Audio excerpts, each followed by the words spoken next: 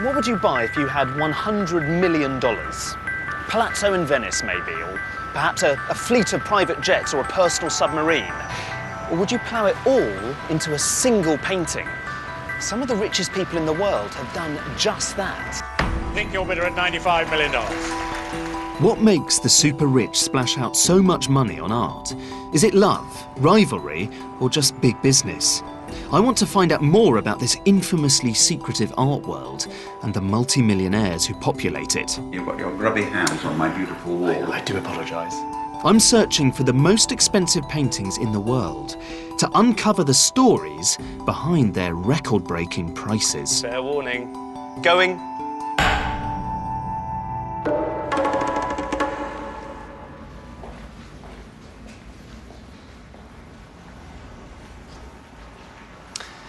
This is Christie's big showroom in London, and what you can see are the paintings, some of the paintings that will be sold at the big evening auction in New York, which is coming up in just a few weeks.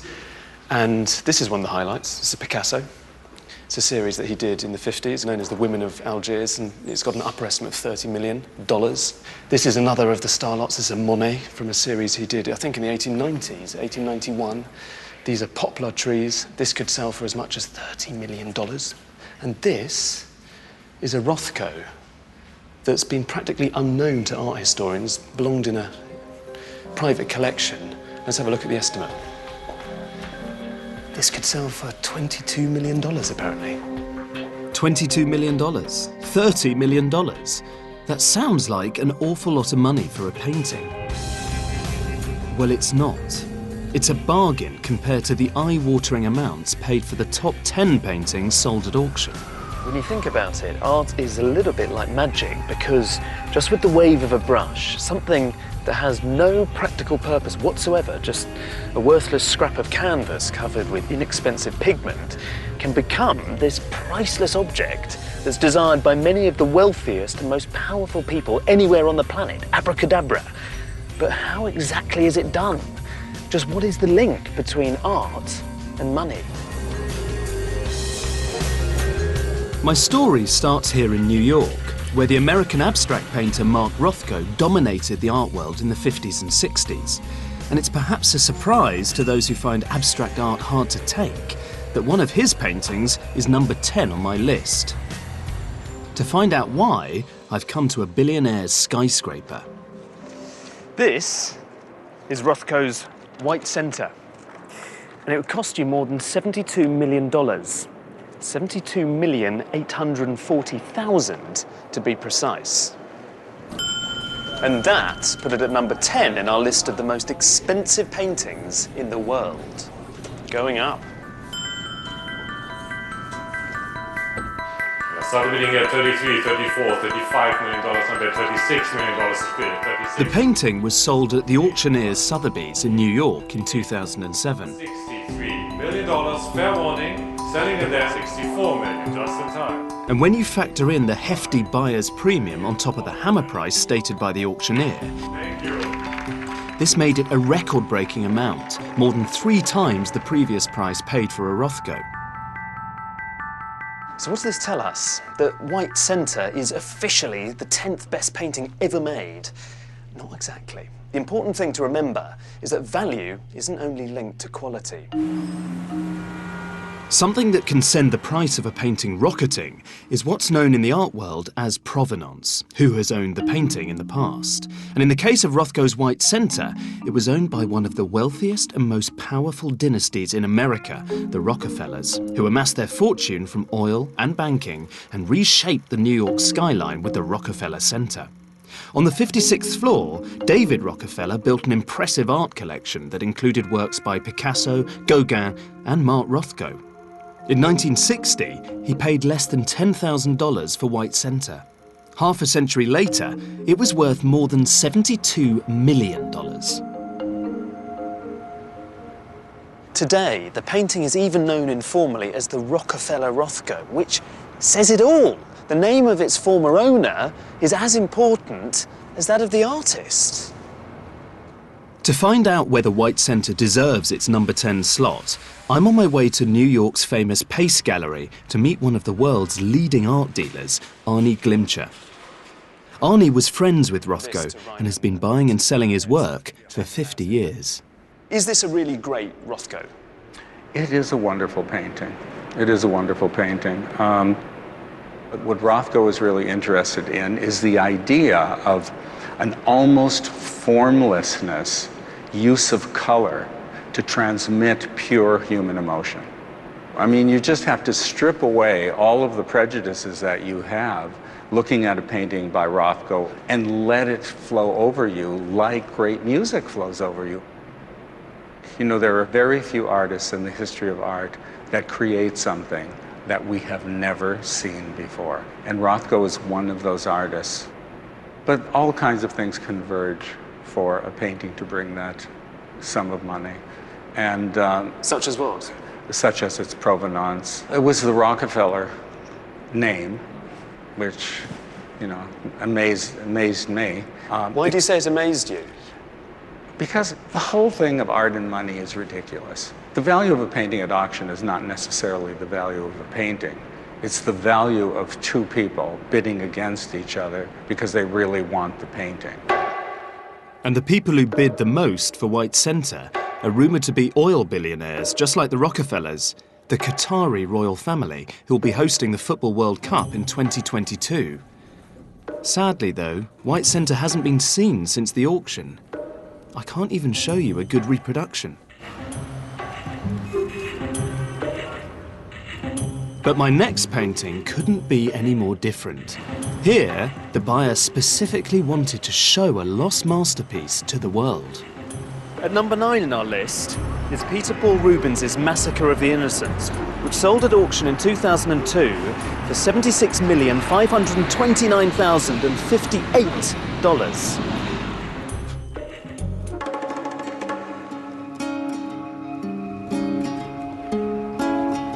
The Flemish painter Peter Paul Rubens is considered one of the greatest artists of all time, so perhaps it's unsurprising that an old master makes it onto my list. Actually, it's rare for such a good quality painting to come to auction. Nearly all the finest old masters are now in museums, and they're highly unlikely to ever reach the market again. It's hard not to feel a little bit upset when you encounter this picture because there's just no shying away from the subject matter. It tells the story of King Herod's massacre of the newborn boys of Bethlehem, and it's terrifying. You see muscly soldiers ripping babies from their mother's arms and dashing them to the floor. The women themselves are weeping and wailing and scratching, clawing at the faces of their assailants. And these lifeless corpses of the infants, here down at the bottom of the painting, tossed aside like unwanted, forgotten dolls, and they have this distressing shade to their skin, this stone-cold blue. It's just too painful almost to look at, and full of anguish and grief and despair and high-wrought, full-blooded emotion.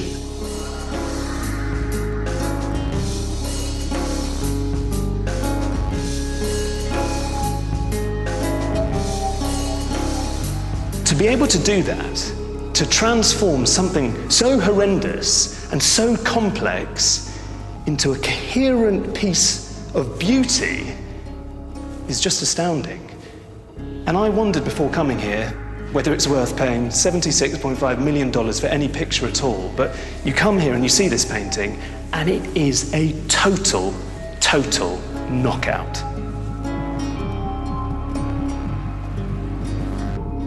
The Massacre of the Innocents is even more astonishing when you consider that until recently, it wasn't even thought to have been a Rubens at all. When it was finally identified or attributed to Rubens, the painting's value increased exponentially overnight, adding several noughts to its price. Here at the National Gallery, art historian David Jaffe helped reveal who really painted the Massacre of the Innocents by comparing it with another Rubens masterpiece, Samson and Delilah. Do you remember when you first saw it? Yeah, I saw it at Sotheby's, up in their upper sort of so-called private room. It was pretty extraordinary. You know, it was one of those ones where I said, well, we don't have to have a large discussion on this. It's clearly right. Tell me about the comparisons between Samson and Delilah and the Massacre of the Innocents? Well, we actually took them upstairs here where we've got decent sunlight and you can look at them very carefully, and they had a lot of the same nuances. Just as you cross a T in a certain way and dot an I in a certain way, painters handle the brush. Particularly when they're bored. Rubens often does a little zigzag. I mean, you see it on the ankle of this painting. You're looking for his handwriting in paint.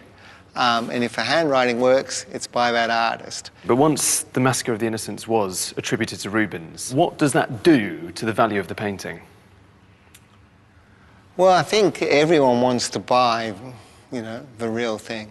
There are very few great Rubenses of any period in his career now you can buy. So when a great one comes up, it gets an exponential thrust, I guess. Until it's on that moment of being actually for sale, it doesn't have any value. I mean, it's an absolutely arbitrary thing, you know, and you can't predict how idiotic 3 or 4 people will be to try and chase the magic rabbit around the circuit when it comes up.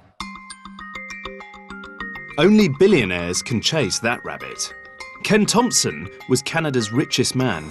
He built a global media empire that once encompassed the Times and the Sunday Times. He pumped millions into the Art Gallery of Ontario in his hometown of Toronto to share the glory of art and its creation, as he put it, with the world. The Thompsons are intensely private and seldom give interviews, but Ken's son, David, who bid for the Massacre of the Innocents with his father, has agreed to speak to me.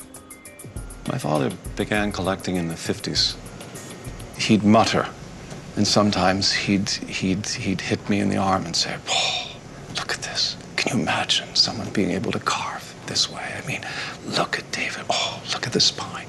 I mean, this is how he responded. And with each object, it would be a different facet to the object. It would be the patination, it would be the color. One of the defining moments in the history of the collection, of course, came when you bought Rubens' Massacre of the Innocents and paid what still is a world record for an old master painting of just north of $76.5 million. Weekly, until the auction, he'd come down with the catalog and he'd ask me, "David, what do you think this will fetch? What would you do if you were me?" And I'd say, "Dad, I think, frankly, you need to buy this picture. It's something that resonates like nothing else." You must have had to fend off some supremely stiff competition. You must have known there was going to be a fight. Mm-hmm. Mm-hmm. What was your strategy? To triumph, to outlast them. You knew you were going to win. We knew we were going to win. At least I had a feeling we were going to win. £45 million. Gonna sell. Last chance at... The final price was £49,500,000, or $76.5 million. After it was over, there was silence. He took his glasses off, and he took a few deep breaths, and I think he said something to the effect, "Oh my goodness." It's an enormous sum of money, and on a painting, you think to yourself, you know, it's shopping centers, it's tangible, but it was a marker for my father and for his collections. Ken Thompson died before he could see the Massacre of the Innocents hang as the centrepiece of his collection at the Art Gallery of Ontario, on display for everyone to see forever. How do you feel when you go to the art gallery now, look at this painting? I imagine if it were me, I'd want to, every time I saw it, just kind of punch the air that I'd got this thing with my dad and given it now to the world. How do you feel? I just feel a wellspring of emotion because it symbolized a journey for my father. It symbolized a journey between father and son.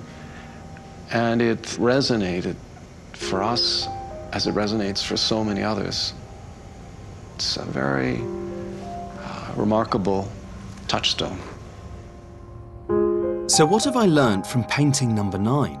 Well, that overnight, the same painting can be viewed in a completely different way. One day, the Massacre of the Innocents was overlooked. The next, it was suddenly the most expensive old master ever sold.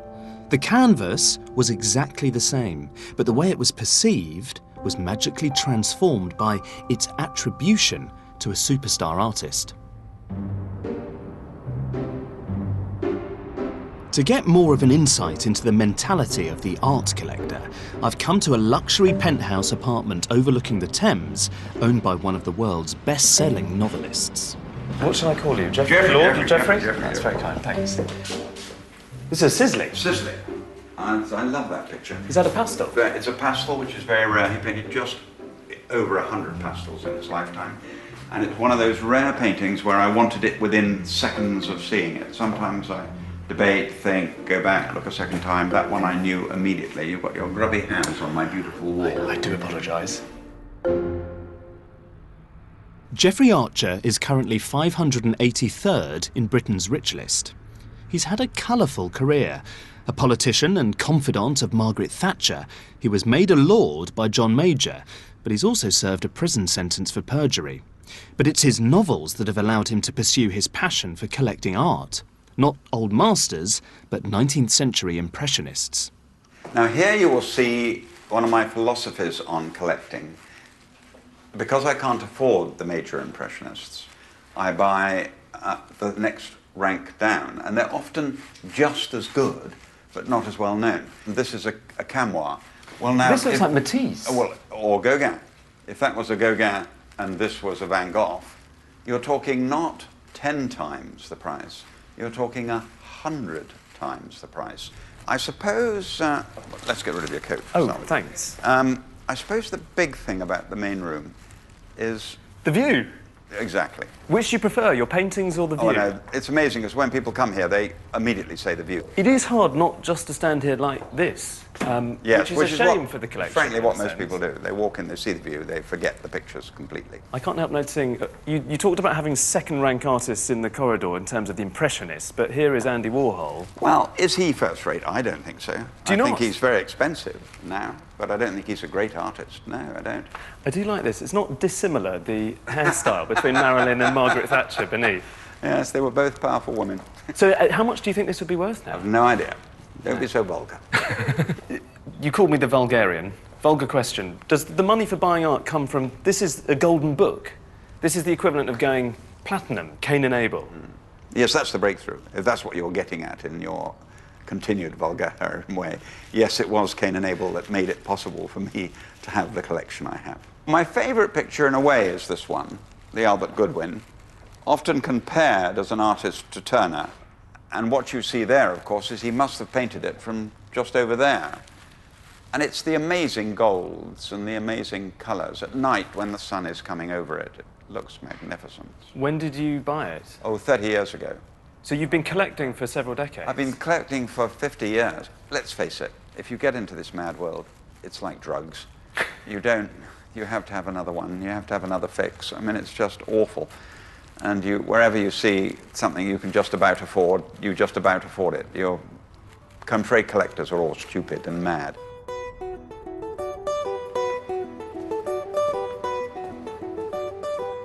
And collectors really go mad for the artist at number 7 in our top 10, and I'll explain why we've jumped to 7 in a moment. No one quite captures the imagination like Claude Monet, the prince of the Impressionists.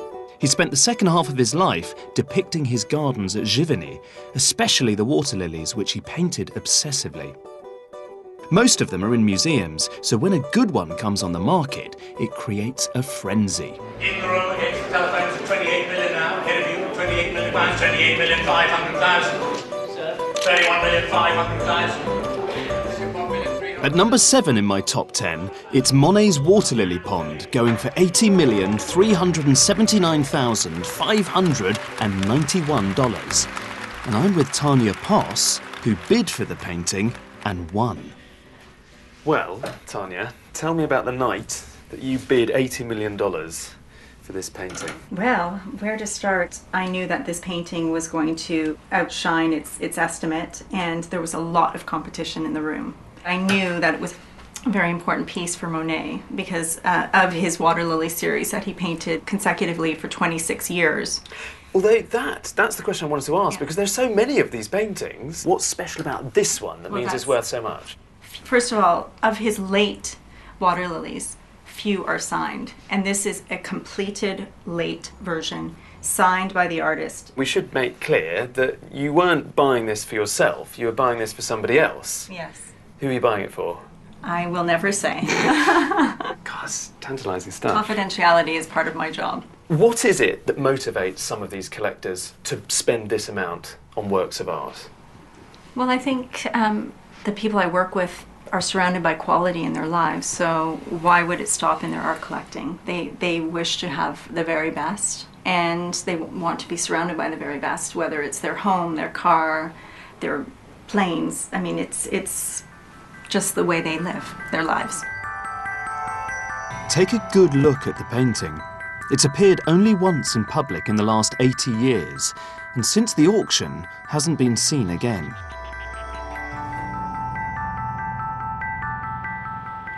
And this brings me to the story of the shocking disappearance of the next two paintings in our top 10.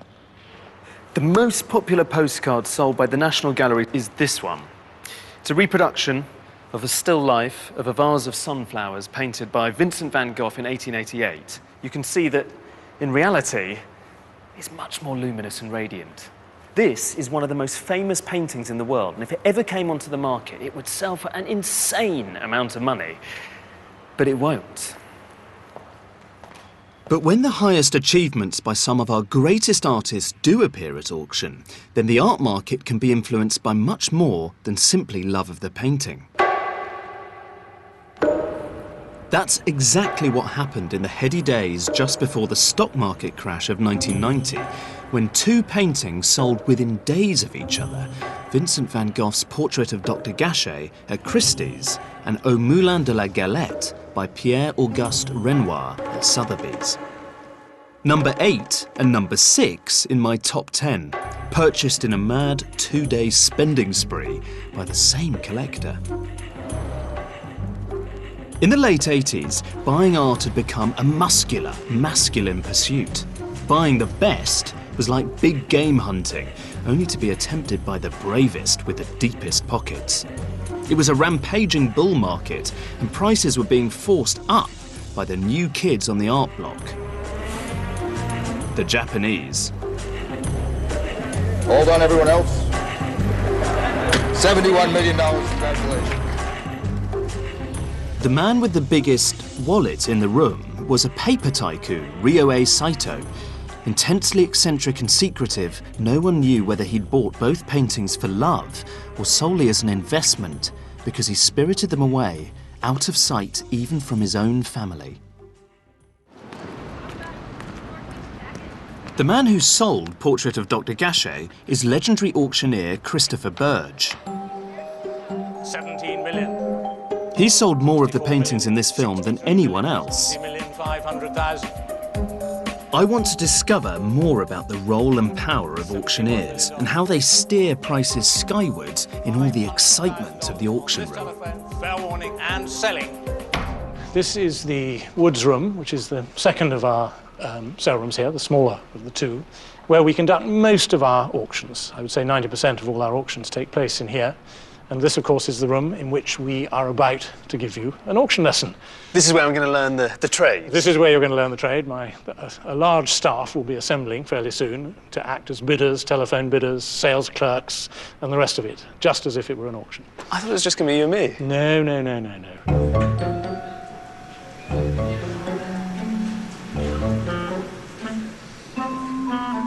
Let's begin with lot 327, a sculpture by Rodin. Do I have any bids at 24,000 in the room? Do I have 28?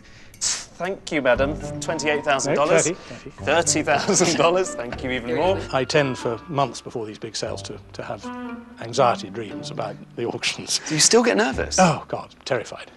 More so, actually, the more I do it, the more nervous I get. Do I have $150,000 in the room? Someone? Anyone in the room? Anyone at all? I'm not getting much love from the room. Art dealers, collectors, hangers-on, most of them, frankly, would love to see something go wrong. It's quite gladiatorial, the whole thing. You get the feeling that the thumbs are sort of like this and will very quickly go like that if the auctioneer makes a hideous mistake. Would you like to pay $55,000? It's against you, sir, at $55,000. I know your habits. I can sometimes get an extra bid. $55,000? Just 1,000. Once you get into the swing of the auction, it's easy to lose sight of the numbers and the reality of the sums at stake. Sold to this madam, this lady over here, $58,000. But as Burge concedes, occasionally prices in the auction room are not just about the paintings. Doesn't it happen in auctions that sometimes prices go so high that people afterwards applaud? Only once was there ever sustained applause for a lot that I sold, and that was for the Van Gogh portrait of Dr. Gachet. When it was sold, and I hammered it down at $82.5 million, which was then the world record price for any work of art, there was sustained applause. People leapt to their feet, they cheered and yelled.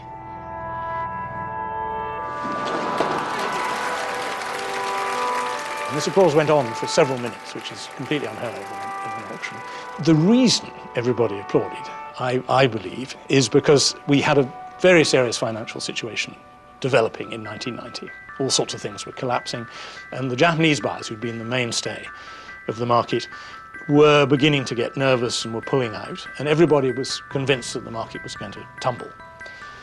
And that lot, for a moment, stayed the collapse, as it were. And I think what everybody was applauding, they were applauding out of relief that they had saved their money. And you know, my feeling was one of, I have to admit it, really great distaste. It was extremely uncomfortable. I almost felt like just walking off while this applause was going on and just going off stage and not returning. They weren't applauding for Van Gogh, they weren't applauding for the work of art, they were applauding for money. Whatever Saito's motives were for buying the Van Gogh and the Renoir, he faced financial ruin soon afterwards. Extraordinarily, he threatened to burn the paintings rather than sell them. In 1996, he died, and the paintings haven't been seen since. Some genuinely believe he carried out his threat to reduce them to ashes. Others think they were secretly sold to pay his debts. Either way, they've passed into art world mythology. Just imagine the prices they'd achieve if they ever appeared again.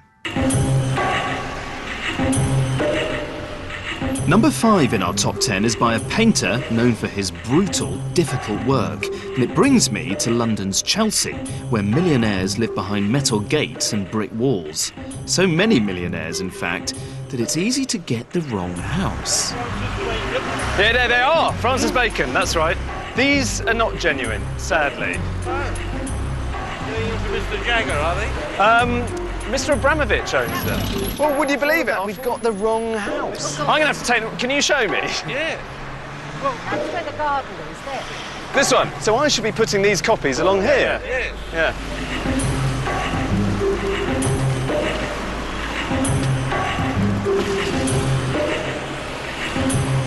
A triptych is a series of 3 paintings. That's 2. I have a third.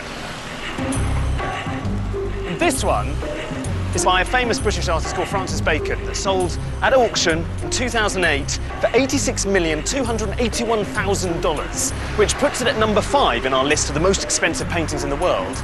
And there's a reason why I'm propping them up against a wall in Chelsea in the middle of London. Behind me is a house that belongs to the Russian billionaire and owner of Chelsea FC, Roman Abramovich. And the rumours are that he bought the real triptych back in 2008. I have a very strong hunch that the real triptych is actually hanging in that house behind me.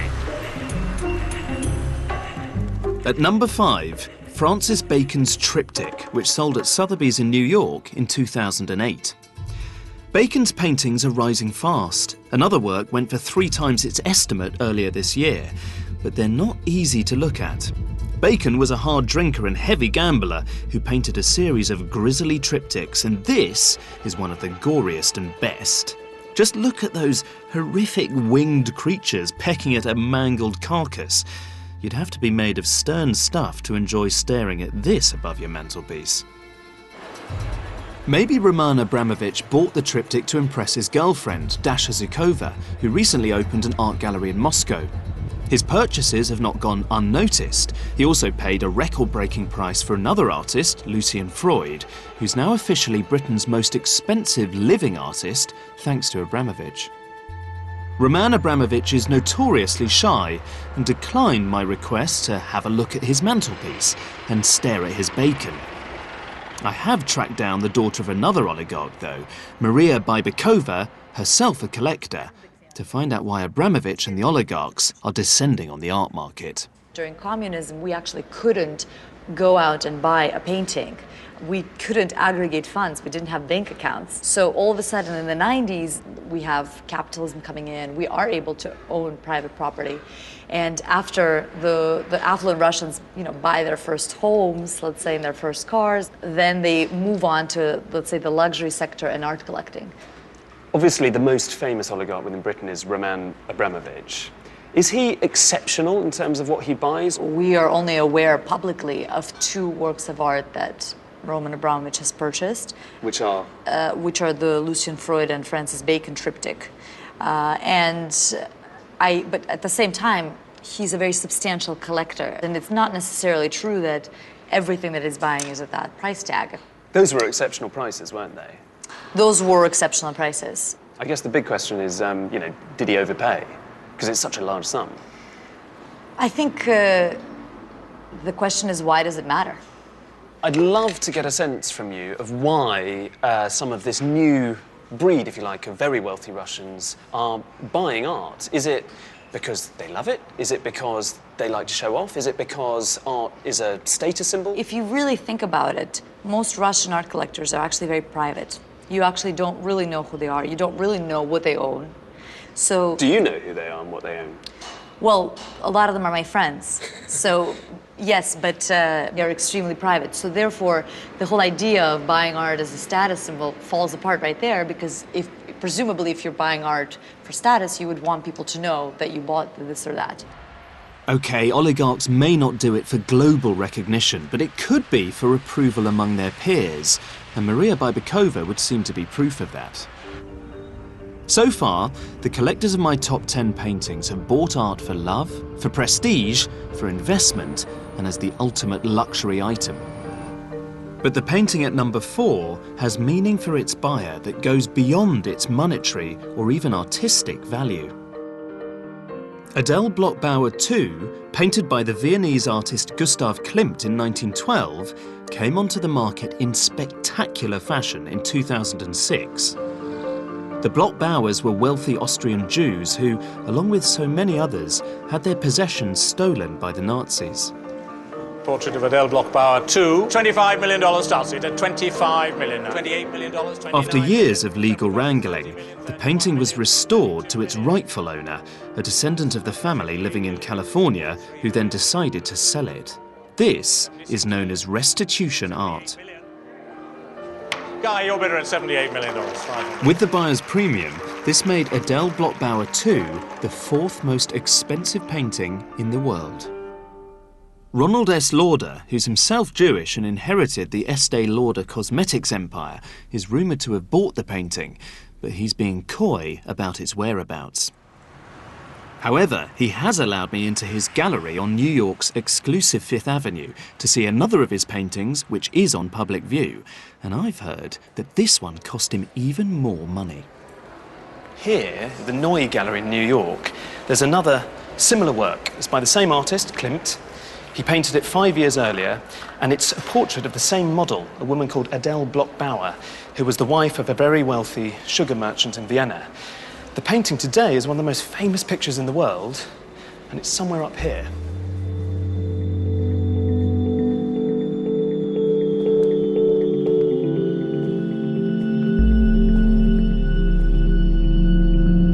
I've seen this a lot in reproduction. I've never seen it for real until today.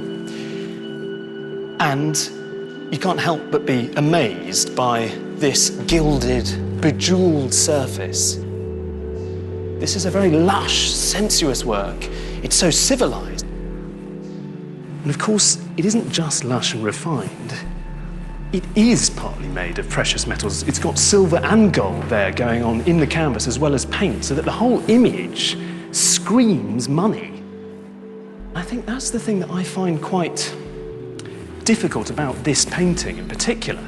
I just can't get past this idea that ultimately it's a portrait about infatuation.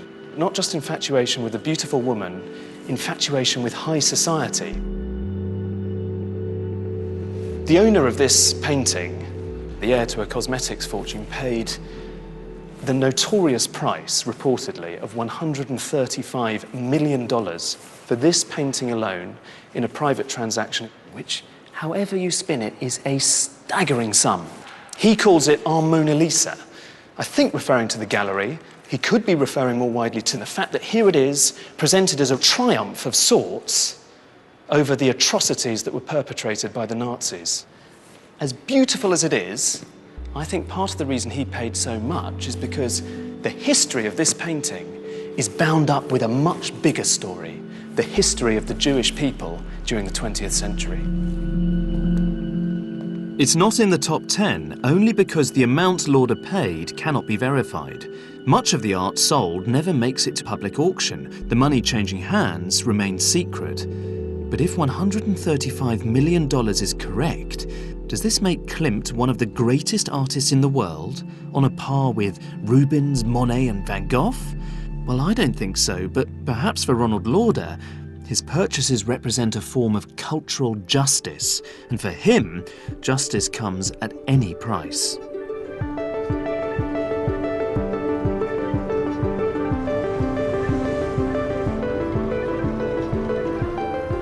I've come to Venice because I've managed to secure an interview with our next billionaire, who just happens to be one of the most important men in the world of contemporary art right now. And unlike many collectors, he's more than happy to put his collection on public display. Francois Pinault is one of France's richest businessmen. His luxury brands include Chateau Latour, one of the world's finest wines, the Vail ski resort in America, and Christie's the auctioneer. So if you've been wondering where all those buyers' premiums went, perhaps here is the answer.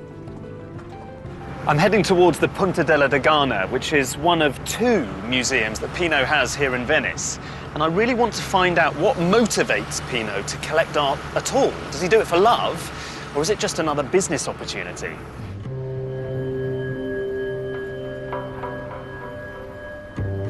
Pinault is amassing a blue-chip collection of contemporary art. This is Jeff Koons's Hanging Heart. I don't know what Pinault paid for it, but another almost identical work sold for $23 million in 2007. What is the secret of building a great collection? Be passionate and to try to discover, to be very curious, to be passionate. It's art and passion, I think. To be a great collector, do you need to take risks? Absolutely, yes. I don't know if in 50 years the artist will be... It's not the issue. It's not the issue?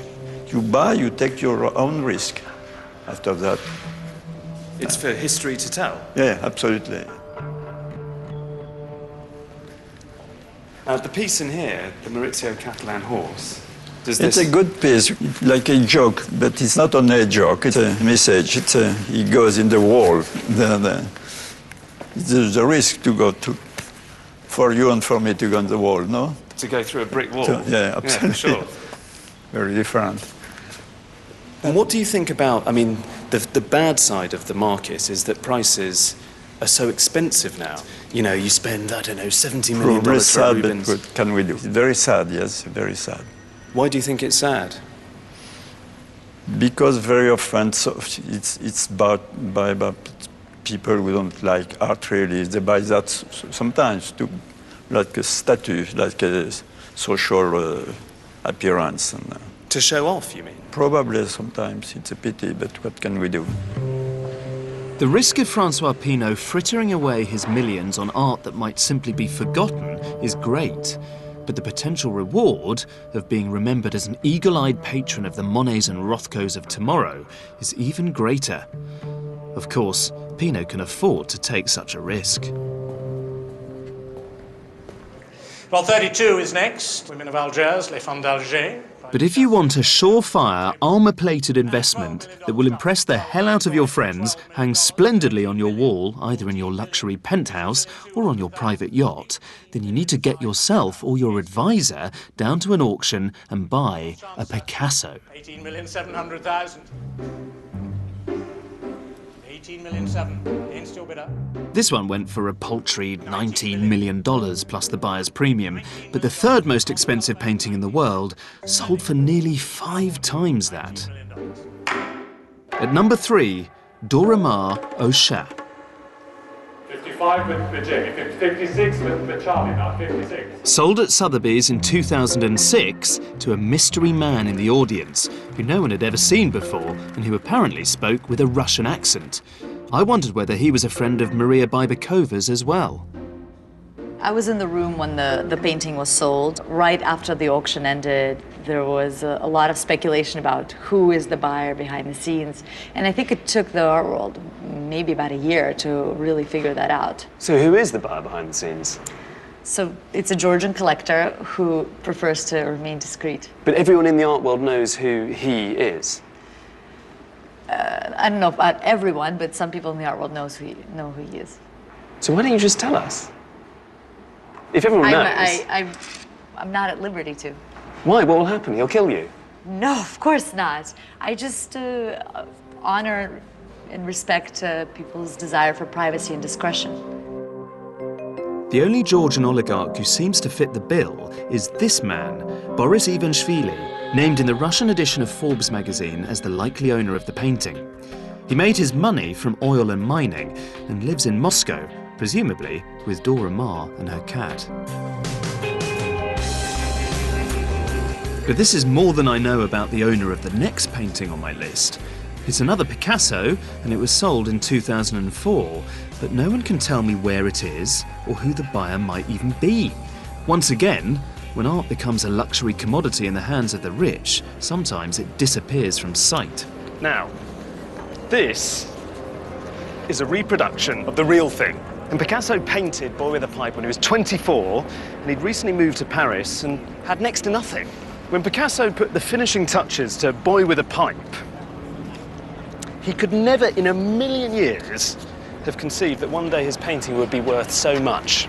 In 2004, Boy with a Pipe was offered at auction and sold for $104 million, placing this at number 2 in our list. So Picasso's at number 3 and number 2 in my top 10. In fact, he occupies all 3 top slots. And that's because Picasso is much more than a painter. He's the ultimate luxury brand.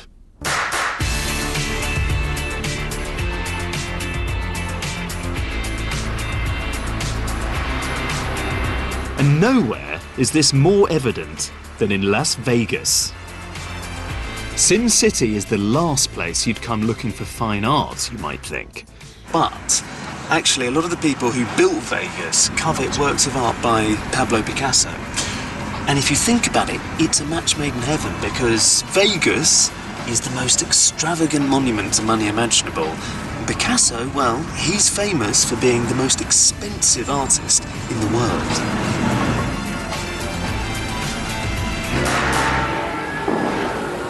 In fact, the billionaire property developer who built this place, the luxury Bellagio Hotel and Casino, also amassed an equally extraordinary collection of Picassos. And his name's Steve Wynn.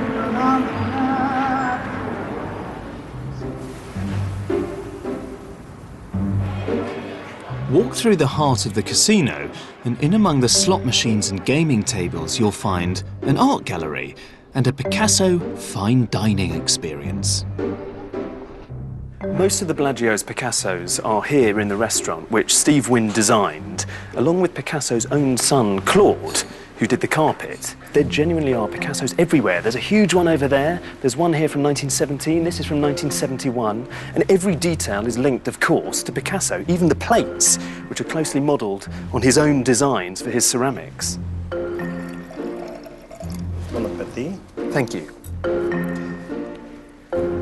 It is a little bit ironic that these 2 still lifes of flowers and fruit hanging behind me are here at all, because Picasso painted them during the war when he was living in Nazi-occupied Paris, and food was impossibly scarce, and now they're backdrops for lavish banquets. But I don't think the Bellagio really cares whether or not you study the Picassos in here. You're just supposed to bathe in the aura of exclusivity that they project. I guess it makes a kind of sense for one of the smartest restaurants in a city obsessed with money, to have paintings worth tens of millions of dollars on the walls. But it's hard not to wonder what has become of art when it's nothing more than decoration for the fabulously wealthy, like overblown wallpaper. I'm Steve Wynn, and this is my new hotel, the only one I've ever signed my name to. Steve Wynn paid for his new hotel by selling the Bellagio, along with all those Picassos. But he did hold on to one, his favourite, Picasso's Le Rêve, which not only inspired the new hotel, but nearly became the most expensive painting in the world. Wynn suffers from a degenerative eye condition, and he's slowly losing his sight. In 2006, he agreed to sell Le Rêve, which means the dream, for $139 million. But before the deal was done, he put his elbow through the canvas and suddenly the deal was off. We stood there in shock. I can't believe I've done it. Oh no. Oh no. And then I said, thank God it was me and not someone else. It's easy to find his hotel, obviously, but the man and the painting are far harder to track down. Now, I was hoping that Mr. Wynn would invite us into his house and I could see the dream hanging on his wall, but his people refused the interview. So instead, I've come here, just outside Vegas, and I brought along this colour reproduction of the dream. And you can see that it's an erotic fantasy, really. It's a picture of Picasso's mistress, Marie-Thérèse Walter, and her head is nodding off to one side as she's dropping into the unconscious and starting to dream. You can see her full face and also a profile. And if you see just the profile of her face there, you're left with this other quite suggestive shape, which I think is Picasso's way of saying that she has sex on the brain. The Dream is one of Picasso's finest paintings, but Steve Wynn may have bought it in part because of its previous owner. We're back to Provenance. Except this time, it's not a billionaire collector, but a middle-class New York family who amassed an extraordinary collection of Picassos. What is considered the most important 20th century art collection ever offered at auction shattered a record at Christie's in New York City last night. The collection of Victor and Sally Gantz raked in more than $206 million, and that sets a record for a single-owner auction. 57 items sold. The collector's children put the masterpieces up for sale after Sally Gantz died earlier this year. This is a book that Christie's produced just before the sale. And what they were trying to convey was something about my parents and the way they collected art. So the way this book works is it goes through all the artists they collected one by one. And so if you look at Picasso, you'll just see, you know. Well, there's the Dream. There's the Dream. But all of these pictures were owned, yes. Here's this. This one is this one? Yes, this one is this one.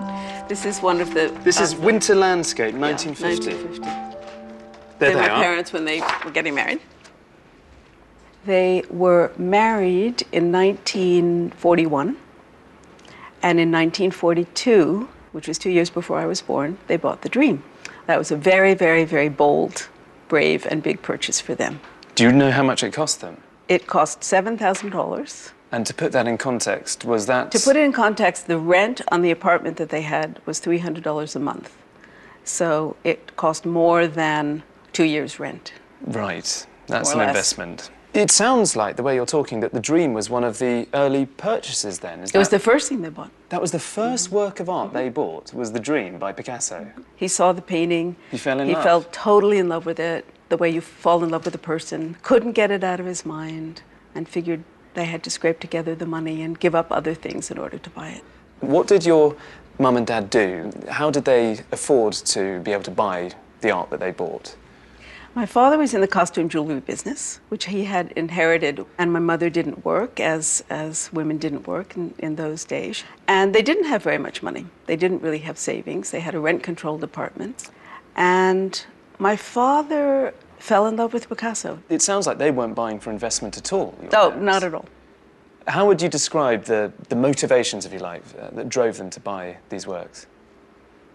Love.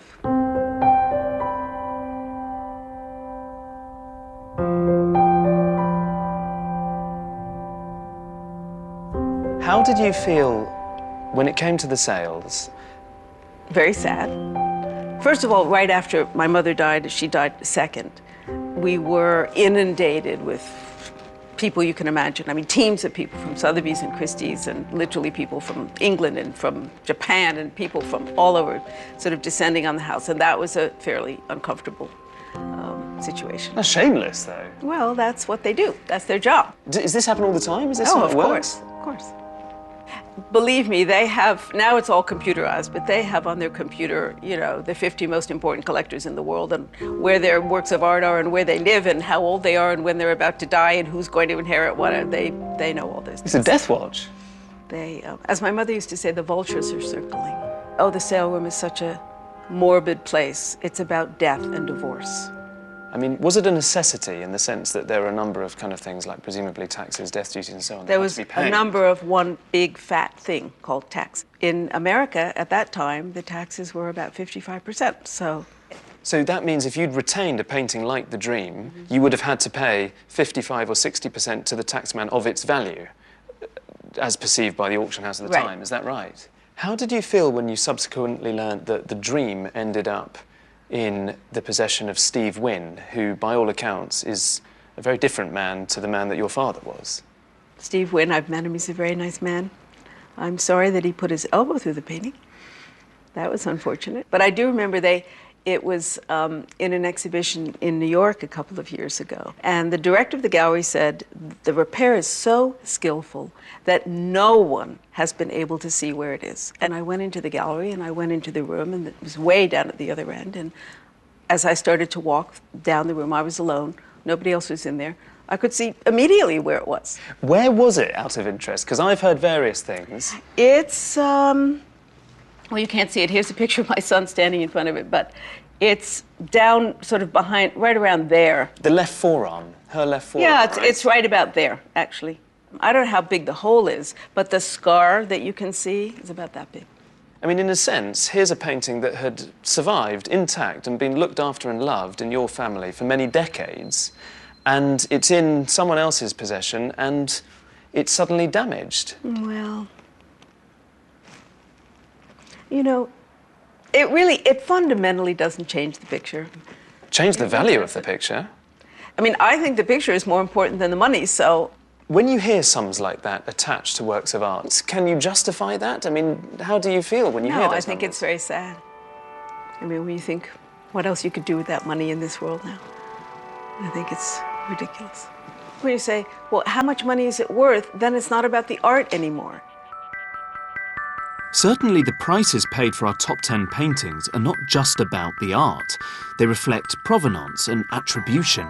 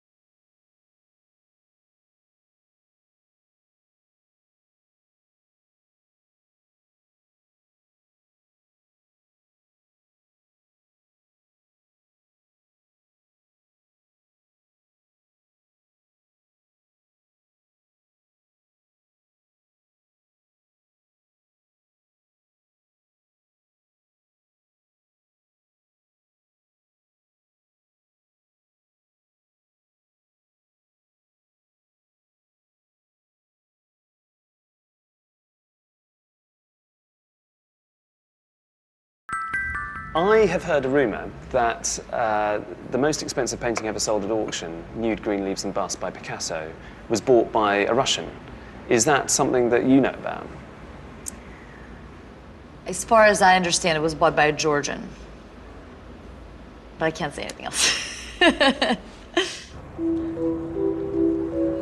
Whoever has bought it has also done something rather rare. They've agreed to lend it to Tate Modern in London for 2 years. The price it achieved gives it an aura. Maybe when people look at it, now all they see are pound signs. But actually, it really is quite a phenomenal work. It might not be the best painting in the world, but it's strong, self-confident, and sophisticated. It belongs to the same sequence of paintings as The Dream, the one that Steve Wynn poked his elbow through. And like that canvas, its subject is the artist's blonde, voluptuous mistress. Picasso was 50 when he painted this, and Marie-Thérèse was only 22.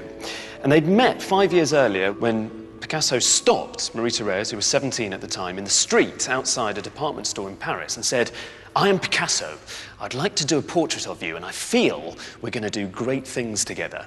And by Marie-Thérèse's own admission, they were sleeping together within a week. And looking at this picture, you can tell that Picasso fell head over heels, because if anything, Nude, Green Leaves and Bust is the most lavish picture about the rapturous dividends of a midlife crisis.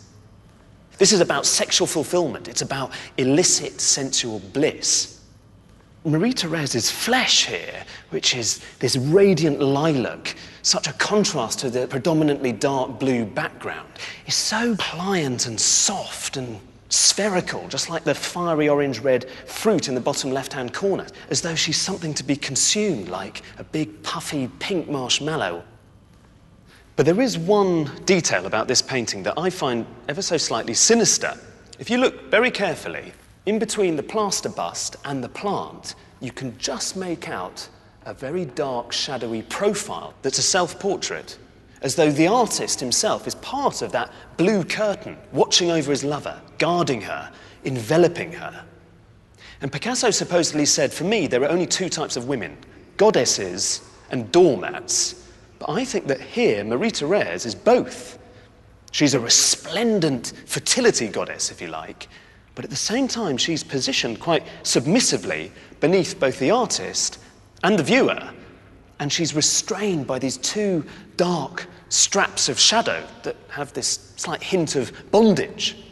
If you follow their lines, form two enormous P's, one there and one inverted here, as though the artist is branding both the image and her body with his own initials, PP, for Pablo Picasso. When the owner looks at this painting, what do you think he sees? A love letter to a woman, perhaps, or a reflection of his own sexual prowess and extraordinary wealth. What you can say for certain is that, thankfully, here in a museum, a Picasso can be a work of art first and a luxury object second, and that can only be a good thing. But if I were you, I'd take a good long look at this painting while you can, because there's no guarantee that its anonymous owner will keep it on public view indefinitely. It seems so unfair that our access to some of the world's greatest works of art depends upon the whims of the super rich. Sadly, we can't enjoy some of the most precious paintings in the world because so many of them are hidden away in private vaults by the millionaires and billionaires that own them. But there are still thousands of paintings owned by us, all of us, the nation. And to find out more about paintings that you can see for free near you, visit bbc.co.uk/yourpaintings.